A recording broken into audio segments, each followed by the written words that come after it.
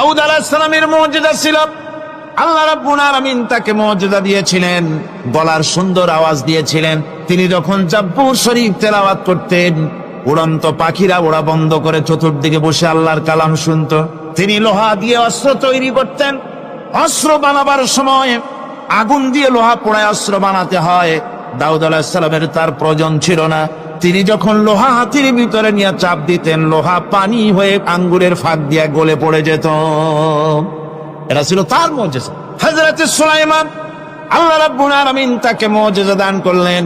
কোরআনে কারীমের ভিতরে রব্বুল আলামিন বলেন, হযরত সুলাইমান আলাইহিস সালাম সকাল বেলায় বিনা মেশিনে, বিনা ইঞ্জিনে তক্তার উপরে বসে যেতেন। তক্তা 1 মাসের পথ অতিক্রম করত।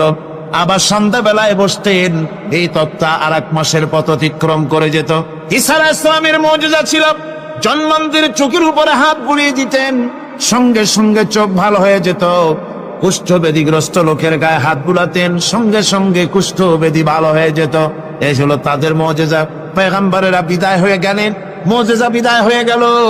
দাউদ আলাইহিস সালাম বিদায় হলেন, মুজিজার সাথে নিয়ে গেলেন। তার উম্মতেরা ওই লোহাগুলি আর কেউ গলাতে পারে নাই, আজও কেউ গলাতে পারে না, হাত দিয়া চেপে ধরে।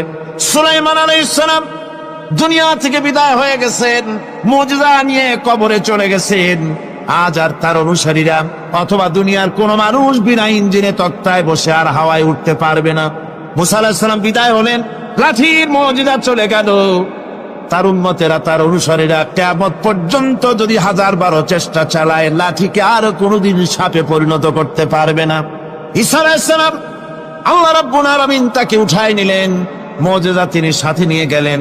আজ তার কোটি কোটি, শত শত কোটি উম্মতেরা দুনিয়ায় যারা তার উম্মত দাবি করে, খ্রিস্টানেরা 1000 যদি চেষ্টা চালায়, তবুও জন্মানদের চোখের উপরে হাত বুলিয়ে চোখ